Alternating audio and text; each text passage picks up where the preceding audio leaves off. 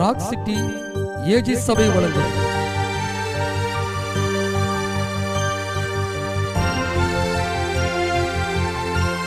கிருபையும் சத்தியமும்.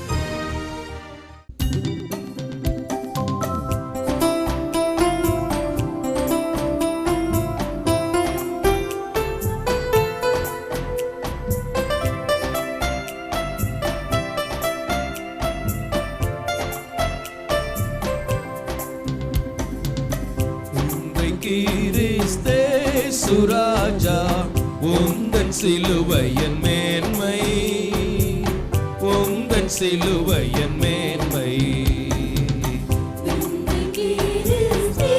சுராஜா உந்தன் சிலுவையின் மேன்மை, உந்தன் சிலுவையின் மேன்மை. சுந்தரமிகும் இந்த பூவில் எந்த மேன்மைகள் எனக்கு இருப்பினும், விந்தை கிறிஸ்தே சுராஜா உந்தன் சிலுவையின் மேன்மை, உந்தன் சிலுவையின் மேன்மை. இரண்ட ஆஸ்தி உயர்ந்த கல்வி செல்வாக்கு மிக இருப்பினும்,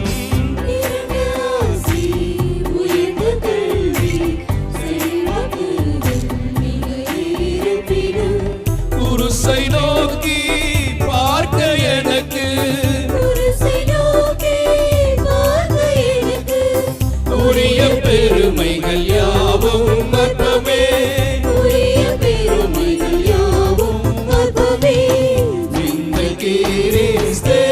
சுராஜா உந்தன் சிலுவையின் மேன்மை, உந்தன் சிலுவையின் மேன்மை.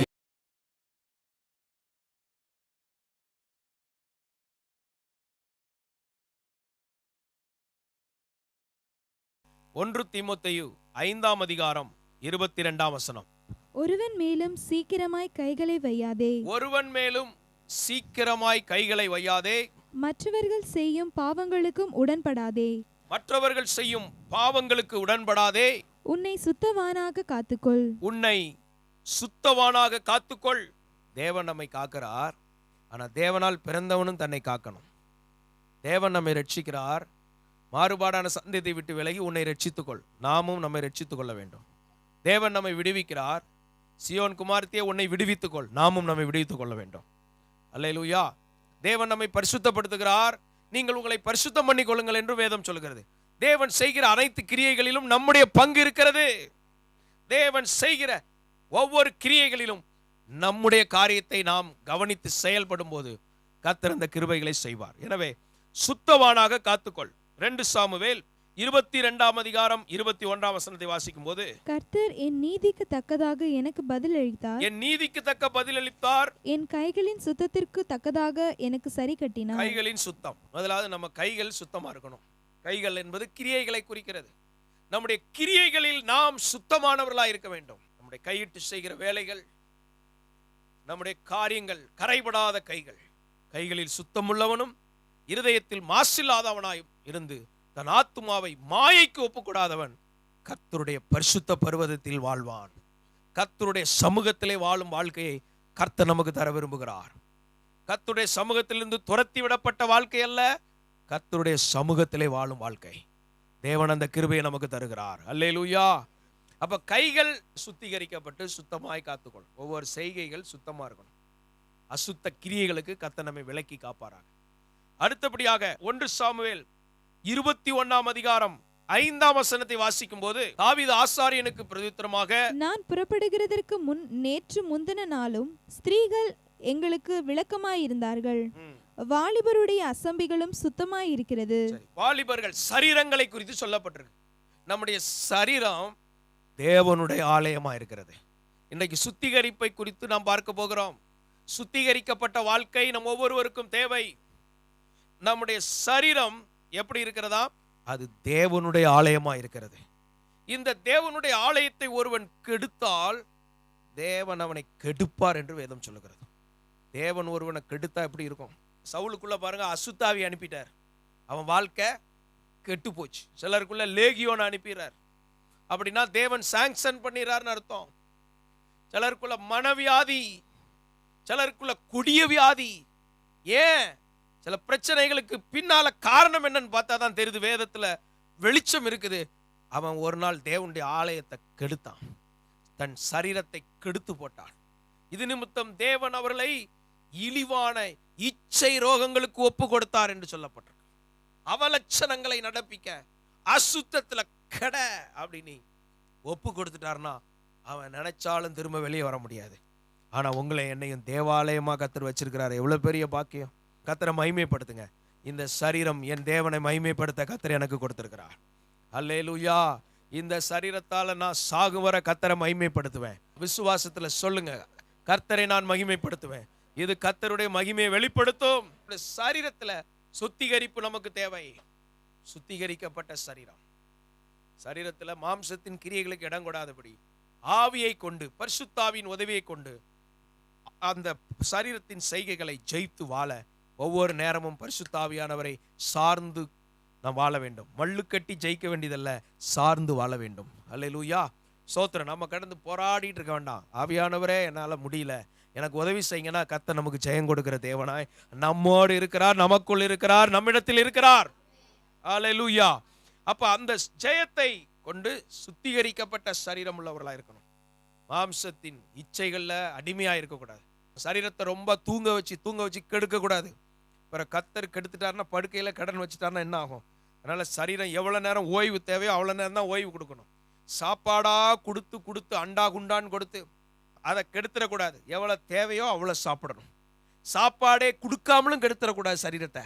எல்லாத்துலயும் ஒரு லிமிட்டேஷன் தேவை. அல்லேலூயா. நம்ம சரியா வாழ்வதற்கு வேத வசனம் நமக்கு தெளிவை கொடுக்கிறது. அதுக்காய் கர்த்தருக்கு ஸ்தோத்திரம். சங்கீதம் 73:13 வாசிக்கும் போது, நான் விருதாவாகவா என் இருதயத்தை சுத்தம் பண்ணி, என் இருதயத்தை சுத்தம் பண்ணி, இங்க சொல்லப்பட்டிருக்குது இருதயம் சுத்தமாக்கப்பட வேண்டும். எது சுத்தமாக்கப்படணுமா? இருதயத்தின் நிறைவினால் வாய் பேசும். பொல்லாத மனிதன் தன் பொல்லாத இருதயத்திலிருந்து பொல்லாதவைகளை எடுத்து கொடுக்கிறான். நல்ல மனிதன் தன் நல்ல இருதயமாகிய பொக்கிஷத்திலிருந்து நல்லவைகளை எடுத்து கொடுக்கிறான். எஸ்ரா தன் இருதயத்தை பக்குவப்படுத்தி வைத்திருந்தான், தேறின வேதபாரகனாய் மாறினான். அவன் பக்குவப்பட்டவனாய் இருந்தான். இன்றைக்கும் நாம் ஒவ்வொருவரும் நம்முடைய இருதயம் பக்குவப்படுத்தப்பட்டதா இருக்க வேண்டும். இருதயம் திருக்குள்ளது என்று வேதம் சொல்லுகிறது. இருதயம் கேடு உள்ளது என்று சொல்லப்பட்டிருக்கிறது. இருதயத்துக்குள்ள தீமைகள் வராதபடி எல்லா காவலோடும் உன் இருதயத்தை காத்துக்கொள் என்று வேதம் சொல்லுகிறது. நம்ம இருதயத்துக்கு காவல் போடணும், பூட்டு போடணும். திண்டுகள் பூட்டா நம்ம இருதயத்துக்கு பரிசுத்தாவியானவர் கொடுக்கிற அந்த கட்டுப்பாட்டின் ஆவியானுடைய கண்ட்ரோல் அது ஒப்பு கொடுக்கணும். அல்லேலூயா. அப்ப அப்படிப்பட்ட ஒரு பாதுகாப்பு நம்ம எல்லாருடைய இருதயத்துக்கும் தேவை. உன்னை சுத்தவானாக காத்துக்கொள்ள இருதயத்தில் சுத்தமுள்ளவர்கள் பாக்கியவான்கள், அவர்கள் தேவனையே தரிசிப்பார்கள். இருதயத்துல சுத்தமுள்ளவர்கள் எதையாவது தரிசித்துக் கொண்டு இருப்பார்கள். ஆனால் நீங்கள் நானும் தேவனை தரிசிக்க சுத்த இருதயம் உள்ள இஸ்ரவேலருக்கு கர்த்தர் நல்லவராகவே இருக்கிறார். Always God is good. எப்பொழுதும் தேவன் நல்லவராகவே இருக்கிறார். சுத்த இருதயம் உள்ளவங்களுக்கு கர்த்தர் எப்படி இருக்கிறாரா? ரொம்ப ரொம்ப நல்லவர். ஸ்தோத்திரம். நம்முடைய இயேசு ரொம்ப ரொம்ப நல்லவர். அவரை ஆராதிக்கிறவங்களுக்கு, தொழுது கொள்கிறவர்களுக்கு ஐஸ்வர்ய சம்மனா இருக்கிறார். எனவே இருதயத்துல சுத்தம். நம்ம இருதயத்தை காத்துக்கொள்ள வேண்டும். இருதயத்தை காத்துக்கொள், அதனிடத்திலிருந்து ஜீவ ஊற்று வெளிப்படும். ஜீவ ஊற்ற கர்த்தர் உள்ளத்துல வச்சிருக்கிறாரு. நீங்க இருதயனாலே மோசமானது நினைக்க கூடாது. அதுக்குள்ளதான் ஊற்ற கர்த்தர் வைத்திருக்கிறார். ஆவியானுடைய ஊற்று அங்க இருக்கிறது. அது நம்மிலிருந்து வெளிப்பட வேண்டும். அடுத்தபடியாக சங்கீதம் 119:9 வாசிக்கும் போது, வாலிபன் தன் வழியை எதனால் சுத்தம் பண்ணுவான்? வாலிபன் தன் வழியை எதனால் சுத்தம் பண்ணுவான்? உமது வசனத்தின்படி தன்னை காத்து கொள்ளுகிறதுனால் தானே. ஆமா, வசனத்தை வைத்து காத்து கொள்ள வேண்டும். ஒவ்வொரு வசனமும் எதற்காக இருக்கிறது என்றால், என்னை நான் காத்து கொள்வதற்காக. வேத வசனங்கள் நான் என்னை காத்து கொள்வதற்காக கொடுக்கப்பட்டிருக்கிறது. அப்ப வாலிபன் எதை வச்சு காத்து கொள்ளணும்? தன்னை ஃப்ரெண்ட்ஸ் ஒரு ஐடியா கொடுப்பான், உருப்படாம போறதுக்கு ஒரு ஐடியா கொடுப்பான், திசை திருப்பி விட ஒரு ஐடியா கொடுப்பான், தீமை செய்யறதுக்கு ஒரு ஐடியா கொடுப்பான். சாத்தான் அவனை தூண்டினான். என்ன செய்வான்? தூண்டுதல். புரியுதா? தூண்டி விடுறது. திரும்ப திரும்ப ஒரு காரியத்துக்கு அழுத்தம் கொடுத்துக்கிட்டே இருக்கிறதுக்கு பேர் தான் என்னது? தூண்டுதல். பரீட்சையில் பார்த்து எழுதுன்னு தூண்டுதலை கொடுப்பான்.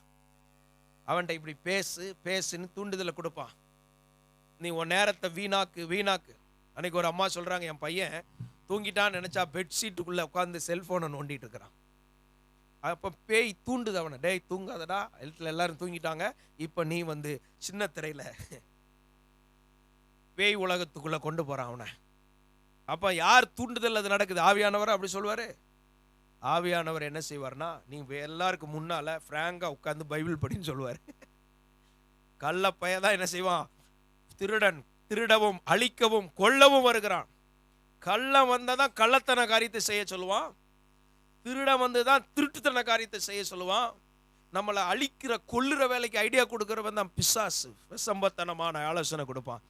தூண்டுதல், தூண்டிக்கிட்டே இருப்பான். அப்போ இந்த வழிகளை எப்படி சரிப்படுத்துறது? வழிகள் சுத்தமாக்கப்படணும்ல. துன்மார்க்கருடைய ஆலோசனை நடவாமல், பாவிகளுடைய வழியில் இல்லாமல். அவன் போற பாதைனா என்ன? அவன் காலையிலே எந்திரிச்சு, சில டாஸ்மாக் போறவன் இருக்கிறான், அந்த பாதையில் நீ போகக்கூடாது. சிலர் எந்திரிச்சு, எங்கடா வட்டிக்கு பணம் கிடைக்கும், ஊரை 4 பேரை ஏமாத்திட்டு ஊரை காலி பண்ணலாமா, அந்த பாதையில போகக்கூடாது. துன்மார்க்கருடைய வழினா என்ன புரியுதா? அவன் எழுந்து 4 பேருக்கு தீமை செய்ய பார்ப்பான். 2 பேரோட செட்டு சேர்ந்து ஒருத்தனை அடிக்கிறதுக்கு பார்ப்பான். இது துன்மார்க்க வழி. பாவம் செய்ய பார்க்கறான், அது துன்மார்க்க வழி. அசுத்தத்துக்கு ஏதுவானதை பேசுறான், பாவத்தை பத்தி சிந்திக்கிறான், எப்படி உலகத்துல பாவத்தை அசுத்தத்தை பரவ விடலான்னு பார்க்கறான். இப்படிப்பட்ட காரியங்கள் எல்லாம் நம்ம வாழ்க்கையில விலக வேண்டும். நாம் கவனமாக இருக்க வேண்டும். கர்த்தர் நமக்கு உதவி செய்ய வல்லவராய் இருக்கிறார். பாவிகளுடைய வழியில நடக்க கூடாது. ஏ வாலிபனே, உன் வழியை நீ எதனால சுத்தம் பண்றன்னா, வசனத்தை காத்து வசனத்தின்படி உன்னை நீ சரிப்படுத்தும் போதுதான். அதனாலதான் உன்னுடைய வாக்கு கிடைத்த உடனே அதை உட்கொண்டேன். வசனத்தால் நிரம்பணும். வசனத்தை கேட்டுக்கொண்டே இருக்கிறவர்கள் பாக்கியவான்கள் அல்லவா? வசனத்தை காத்து கொள்ளும் போது வழிகள் சுத்தமாக்கப்படும். வழிகள் சுத்தமாக்கப்படும். அப்படின்னா என்ன? அவன் பாவி போகிற பாதைக்கு போக மாட்டான். அல்லேலூயா. பாவி போற பாதையில நான் போக மாட்டேன். என் தேவன் என்னை நடத்துகிற வழியில நான் நடப்பேன். வாலிபர்களே, பாவி போகிற வழியில போக கூடாது. உங்களுக்கு எனக்கும் கர்த்தர் பரிசுத்த வழிகளை கர்த்தர் வைத்திருக்கிறார். நீதியின் வழியை கர்த்தர் வைத்திருக்கிறார். பாவ வழிகள் அல்ல, நீதியின் பாதை. அங்கே ஜீவன் இருக்கிறது, அங்கே மரணம் இல்லை என்று வேதம் சொல்லுகிறது. ஜீவ பாதையிலே கர்த்தர் நம்ம நடத்துகிறார். அப்ப வழிகளை சுத்தம் பண்றதுக்கு வசனத்துக்கு முக்கியத்துவம் கொடுக்கணும். பிள்ளைகளை நல்ல வசனத்தை கேட்க வைக்கணும், வசனத்தை குறிப்பெடுக்க வைக்கணும், வசனத்தை மனப்பாடம் பண்ணி ஒப்புவிக்க வைக்கணும். அம்மாட்ட ஒவ்வொரு பொருள் கேட்கும்போது ஒரு வசனத்தை ஒப்பிக்கணும். அதனால வழியை சரிப்படுத்தணும்ல. பாதை என்னது? அவ எழும்புனா ஜோமுனுவா, வேதத்தை வாசிப்பா, வீட்டில் வேலைகளை செய்வா, வேலைக்கு புறப்படுவா, அங்கே உட்காந்து எல்லா வேலைகளையும் கவனிச்சு திரும்ப வந்து ஒரு ஊழியத்தை செய்வா, ஒரு ஜபத்தில் பங்கெடுப்பா, ஜபம் நடத்துவா, கொஞ்ச நேரம் டிவி, அதுவும் கிருபையும் சத்தியம்தான். அல்லேலூயா, சோத்திரம். பிசாசு பாவமும் சாவமுங்கிறத ஓட விடுறான், இயேசு கிருபையும் சத்தியத்தை ஓட விடுறாரு. அப்புறம் உட்காந்து திரும்ப ஜெபம் பண்ணிட்டு அவன் தூங்குவான். கர்த்தர் தூக்கத்துல சொப்பனத்துல இடைபடுவார். அல்லேலூயா. பரலோக தூதர்கள் அங்க வருவாங்க. குட்டி சாத்தான்கள் உள்ள வராது, தேவ தூதர்கள் அங்க வருவாங்க. இதுவே பரிசுத்தவானுடைய வாழ்க்கையின் சுழற்சியிலே வாழ கர்த்தர் கிருபை தருவாராக. வழிகள் சுத்தமாக்கப்பட வேண்டும். அடுத்தபடியாக நமக்குள்ள சுத்திகரிப்பு தேவை. ஏசாயா 1:25 வாசிக்கும் போது, நான் என் கையை உன்னிடமாய் திருப்பி உன் களிம்பு நீங்க உன்னை சுத்தமாய் புடமிட்டு, களிம்பு நீங்க உன்னை சுத்தமா என்ன செய்ய விட்டு புடமிட்டு, களிம்பு நீங்க உள்ள இருக்கிற அழுக்கெல்லாம் நீங்க சரிப்படுத்துற வரைக்கும் விட மாட்டார். கர்த்தருடைய கையில ஒப்பு கொடுத்தா சரிப்படுத்துற வரைக்கும் விட மாட்டார். ஏன்னா அவர் யாரு தெரியுமா? எந்த மனுஷனையும் பிரகாசிப்பிக்கிற மெய்யான ஒளி. யாரையும் பிரகாசிக்க வைப்பார். நிச்சயமா உங்களை பிரகாசிக்க வைப்பார், உங்க பிள்ளைகளை பிரகாசிக்க வைப்பார். ஆனா அவர் கையில வரணும்ல, அவர் கையில ஒப்பு கொடுத்துடணும். நாங்க என்ன ஒப்பு கொடுக்கிறோமான, அதனாலதான் 6வது நேரத்துல அவருக்கு நம்மளை ஒப்பு கொடுத்துக்கிட்டே இருக்கணும். ஒவ்வொரு நேரம் நம்மை படைக்கணும், நாம் அவரை தொழுது கொள்ள வேண்டும். நம்மை தூரமா வச்சுக்கிட்டு நல்லவர் வல்லவர்ன்றே உட்கார்ந்துட்டு கூடாது. நீ மறுரூபமாக்கப்பட வேண்டும். நம்ம சரீரங்கள் ஜீவ பலியா ஒப்பு கொடுக்கப்பட வேண்டும். அதான் புத்தி உள்ள ஆராதனை. அப்படின்னு பார்க்கும்போதே புத்தி இல்லாத நிறைய ஆராதனை இருக்கும், சும்மா ஒரே ஆட்டம் தான் இருக்கும். ஸ்தோத்திரம். ஆவியானவருக்கு நம்மளை ஒப்பு கொடுத்து மறுரூபமாக்கப்பட வேண்டும். ஆண்டவருடைய பரிசுத்த நாமம் மகிமைப்படுவதாக. 2 கொரிந்தியர் 7-ம் அதிகாரம் 1ஆம் வசனத்தை வாசிக்கும் போது, இப்படிப்பட்ட வாக்குத்தத்தங்கள் நமக்கு உண்டாயிருக்கிறபடியினால் வாக்குத்தத்தங்கள் உண்டாயிருக்கிறபடியால் பிரியமானவர்களே, மாம்சத்திலும் மாம்சம் ஆவியிலும் உண்டான எல்லா அசூசியும் நீங்க நம்மை சுத்திகரித்துக் கொண்டு பரிசுத்தமாகுதலை தேவ பயத்தோட பூரணப்படுத்த கடவோம். பரிசுத்தமாகுதலை தேவ பயத்தோட பூரணப்படுத்த கடவோம். அல்லேலூயா. எதை பூரணப்படுத்தணுமா? பரிசுத்தத்தில் பாஸ் ஆகணும். எல்லாத்துலேயும் பாஸ் ஆகி பரிசுத்தத்தில் ஃபெயில் ஆகிட்டீங்கன்னா போச்சு. Holi life is a jolly life நீ கேட்டிருக்கிறோம். அதனால் பரிசுத்தத்தில் பாஸ் ஆகணும்னா பரிசுத்தரோட நட்பு இருந்தால் தான் முடியும். பரிசுத்த ரத்தம் தான் நம்மளை சுத்தம் பண்ணும். பரிசுத்த வார்த்தை தான் நம்மளை சரிப்படுத்தும். அதனால் பரிசுத்தத்திற்கு பங்காளிகளாய் நாம் இருக்கிறோம். இப்படிப்பட்ட சுத்திகரிப்பு நமக்குள்ள தேவை. 1 யோவான் 1ஆம் அதிகாரம் 9ஆம் வசனத்தை வாசிக்கும் போது, நம்முடைய பாவங்களை நாம் அறிக்கையிட்டால், பாருங்க, அடுத்து பாவங்களை அறிக்கையிட்டால் பாவங்களை நமக்கு மன்னித்து, எல்லா பாவத்தை மன்னித்து, எல்லா அநியாயத்தையும் நீக்கி, எல்லா அநியாயம், இந்த அநியாயம் அந்த அநியாயம், பேசினதுல வந்த அநியாயம், செயல்பட்டதுல வந்த அநியாயம் சகல அநியாயத்தை நீக்கி நம்மை சுத்திகரிப்பதற்கு அவர் உண்மையுள்ளவராயிருக்கிறார். ஸ்தோத்திரம். அப்போ அநியாயம்லாம் நீங்கணும்னா பாவங்கள்லாம் அறிக்கை செய்யப்படணும். அறிக்கை செய்யப்படாத பாவங்கள் இருந்து ஆண்டவர்கிட்ட வந்து ஒப்பு கொடுக்கணும். ஆண்டவரே, யூதர்கள் சொல்லுவாங்களாம், எனக்கு தெரிஞ்ச அளவில் எங்கள் வீட்டில் எந்த புளித்தமாவும் இல்லை, எனக்கு தெரியாமல் ஏதாவது இருந்தா ஆண்டவர் எனக்கு மன்னிப்பீராகன்னு கேட்பானு. கையை உயர்த்தி கர்த்தருக்கு முன்னால் நிற்கணும். டெய்லி நம்மளை ஒப்பு கொடுக்கணும். தேவனுக்கு உகந்தவர்களாக வாழணும். தேவ பிரசன்னத்தில் வாழணும். மறுரூப வாழ்க்கை வாழ கர்த்தர் கிருபை தருவாராக. அல்லேலூயா. ஆண்டவருக்கு மகிமை உண்டாவதாக. இப்போ எப்படி நம்ம சுத்தமாக்கப்படுவது? முதலாவது இயேசுவின் இரத்தத்தால். எவைகள்லாம் சுத்தமாகுன்னு சொன்னேன். இன்னொரு வசனத்தில் பாத்திரத்தின் உட்புறத்தை சுத்தம் பண்ணணும். பாத்திரத்தில் இருக்கிற வெளிப்புறத்தை மட்டும் சுத்தம் பண்ணிட்டு இருக்கிறோம். வெளிப்புறம்னா என்ன? அப்படியே சிலர் முகத்தை மட்டும் கழுவான், அதை கூட முழு முகத்தை கழுவ மாட்டான். சும்மா இப்படி இப்படி தேய்ப்பான். அப்புறம் இப்படிமா நல்லா இருக்கிற தலையை குழப்பி விட்டுட்டு அப்புறம் பரப்புவான். இங்க என்ன சொல்லப்பட்டிருக்குன்னா, உட்புறத்தை சுத்தம் பண்ணணும். மனுஷ முகத்தை பார்க்கிறான், தேவன் பார்க்கிற இருதயம் உட்புறம் சுத்தமாக்கப்பட வேண்டும். யோபு 9:30 சொல்லப்பட்டிருக்குது, நான் உறைந்த மழை தண்ணீரில் மூழ்கி என் கைகளை சவுக்காரத்தினால் சுத்தம் பண்ணினாலும், அந்த தண்ணீர்ல மூழ்கி சவுக்காரத்தினால் சுத்தம் பண்ணினாலும், அங்க சவுக்கார சுத்திகரிப்புன்னு சொல்லப்பட்டிருக்கு. சில துணிகள்ல இருக்கிற அழுக்கெல்லாம் நீக்க முன்னால இந்த வண்ணாங்காரம்லாம் போடுவாங்க. அதுதான் அந்த அழுக்கெல்லாம் போட்டு கொதி வெந்நில துணியை போட்டு அவ்வளோ அழுக்கையும் உறிஞ்சி எடுத்துரும். இந்த மாதிரி சில சவுக்காரம் போல சில சூழ்நிலைமைகளை கர்த்தர் அனுமதிச்சாது அழுக்கு எடுப்பார். அதான் களிம்பு நீக்குவார். சில கஷ்டப்பாடுகள் போல வரும்போது சங்கடப்படக்கூடாது. ஆண்டவர் என்ன சுத்தம் பண்றாருன்னு அர்த்தம்? சோத்ராம். சவுக்காரம் வாஷிங் மிஷின்ல போடுற மாதிரி கடகடா கடகடான்னு சத்தம் கேட்கும். எல்லா அழுக்கு போற வரைக்கும் அது வரும். 1 மணி நேரம் அதுக்கு ஈவு இறக்கம்லாம் கிடையாது, சுத்தம் பண்ணிக்கிட்டே இருக்கும். திடீர்னு தண்ணீர் வரும், அதுக்கப்புறம் வாஷ் பண்ணி அனுப்பிடும், திரும்ப வரும். இப்படி தான் கர்த்தர் நம்மை வசனத்தினாலும் தேவன் தம்முடைய கிரியைகளினாலே நம்மை சுத்தம் பண்ணுகிறார். சிலரை சுத்தம் பண்ணுறதுக்குன்னு அதுக்கு தக்க மேனேஜரை ஆண்டவர் ஏற்படுத்துவார். சிலரை சுத்தம் பண்ணுறதுக்குன்னு நல்ல மாமியாரை கர்த்தர் கொடுப்பார். தான் அப்பா உண்மை பார்க்கிறேன், ஸ்தோத்திரம். இந்த மாதிரி சில சூழ்நிலைமைகளை கர்த்தர் அனுமதிப்பார். எப்படியாவது சுத்தம் பண்ணாமல் விட மாட்டார். இப்படிதான் ஆண்டவர் சீசருடைய கால்கள்லாம் கழுவினார். பேதுரு ரொம்ப, நீர் என்னெல்லாம் கழுவக்கூடாது, அந்த குரு மரியாதை கொடுத்தார். அவர் சொன்னார், நான் சுத்தம் பண்ணல, உன்ட்ட எனக்கு பங்கே கிடையாது அப்படின்னோன்னு அவன் பார்த்தான், ஐயா உச்சிலேருந்து உள்ளங்கால் வர சுத்தம் பண்ண, அப்படியே ஒப்பு கொடுத்துட்டான். இன்னைக்கு கர்த்தர் நம்மை சுத்தம் பண்ணுகிற தேவனா இருக்கிறார். மறைச்சிக்கிட்டே வாழப்படாது, நம்மளை வெளிப்படுத்தி வாழணும். உன் கண்கள் உன் போதகரை காணும். எங்க கண்ணுக்கு முன்னால நடமாடணும். கள்ளந்தான் ஒளிஞ்சு வாழ்வான். கண்ணுக்கு முன்னால நடவாடும் போது உங்கள்கிட்ட ஏதாவது குறை இருந்தால் ஆவியானவர் எங்களுக்கு வெளிப்படுத்துவார். சட்டுன்னு சொல்லுவோம் அதை. அப்போ நீங்கள் சுத்தமாக்கப்படுவீங்க. என் சமூகத்திற்கு முன்பாக நிலைத்தும் இருப்பாய். தேவ சமூகத்தில் நிலைத்திருப்பது பாக்கியம். எவ்வளோ பெரிய பாக்கியத்தை கர்த்தர் கொடுத்திருக்கிறார். ஆமென்.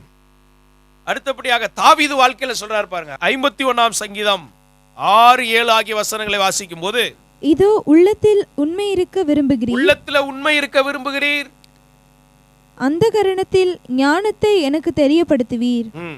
நீர் என்னை ஈசோப்பினால் சுத்திகரியும். ஈசோப்பினால் சுத்திகரியும். அப்பொழுது நான் சுத்தமாவேன். நான் சுத்தமாவேன். என்னை கழுவியருளும். கழுவியருளும். அப்பொழுது நான் உறைந்த மலையிலும் வெண்மையாவேன். உறைந்த மலையிலும் வெண்மையாவேன்.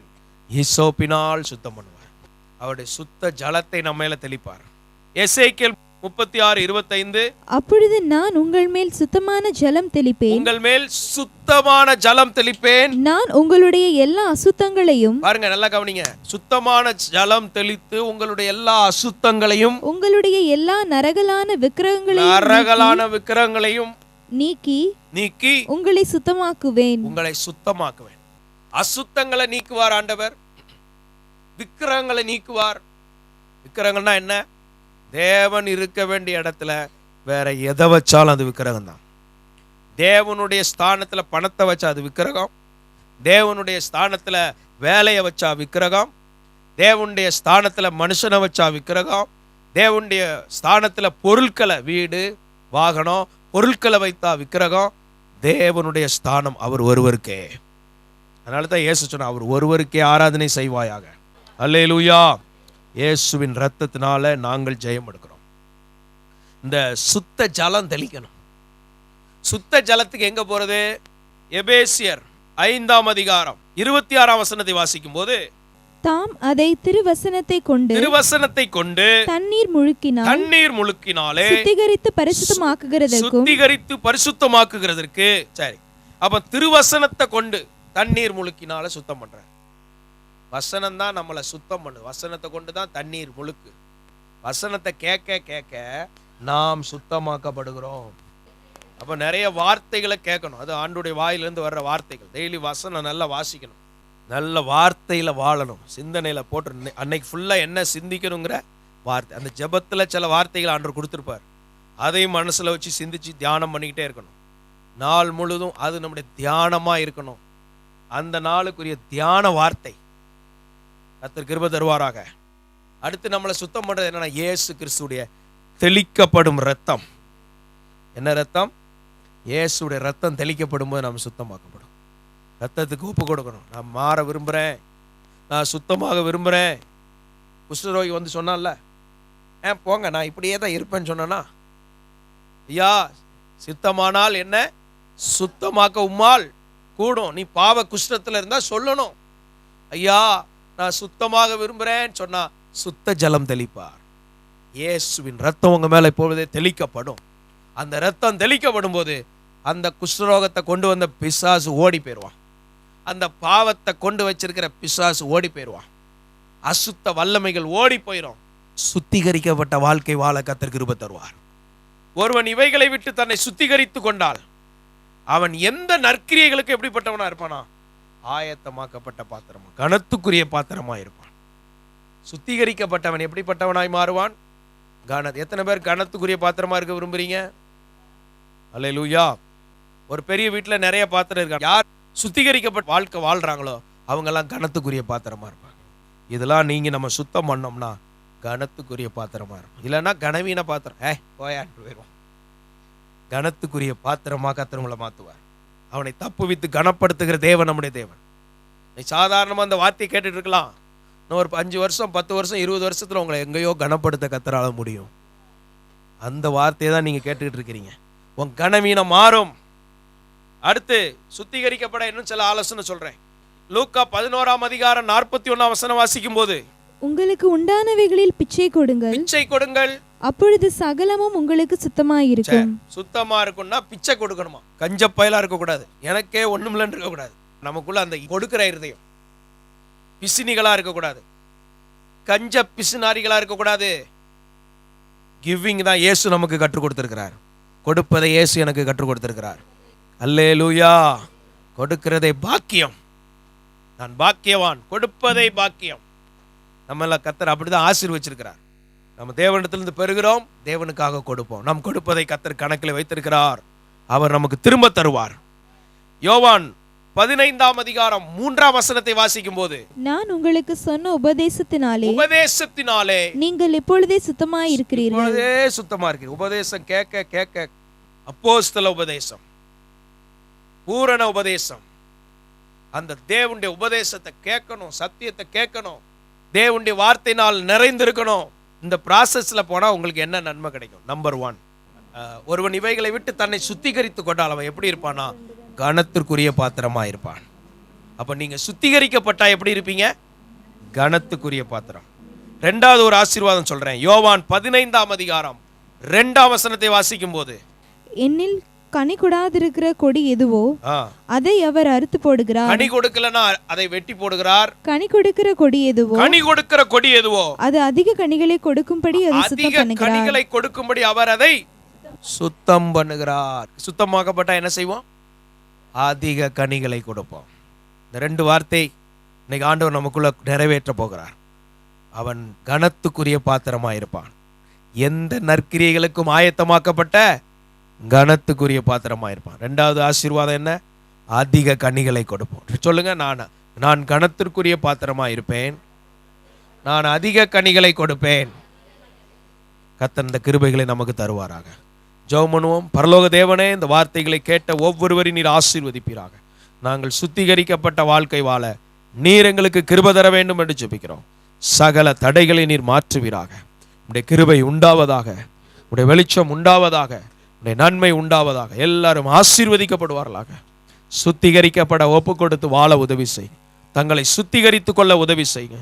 உன்னை சுத்தவானாக காத்துக்கொள் என்று சொன்ன வார்த்தையின்படி சுத்தவானாக எங்களை காத்துக்கொள்ள நீரே எங்களுக்கு கிருபை தர வேண்டும் என்று ஜெபிக்கிறோம். எல்லா அழுக்குகளில் இருந்தோம் எங்களை விடுதலையாக்குவதற்காய் நன்றி. உம்முடைய நாமம் மகிமைப்படட்டும். எல்லா மகிமை உமக்கு செலுத்துகிறோம் இயேசுவின் நாமத்தில் பிதாவே. Rock city AG church service timing Sunday morning 5 a.m., 7 a.m., 9 a.m. and 11 a.m. Evening 6:30 p.m. Branch Church AG Blessing Center. Sunday morning service 9 a.m. near Ariyamangalam EB Office Street, Thidir Nagar Road. Our address AM Plaza, number 8/1, second floor, opposite Sidambaram Mahan, Trichy 620002. Cell phone 99 7 660 7364.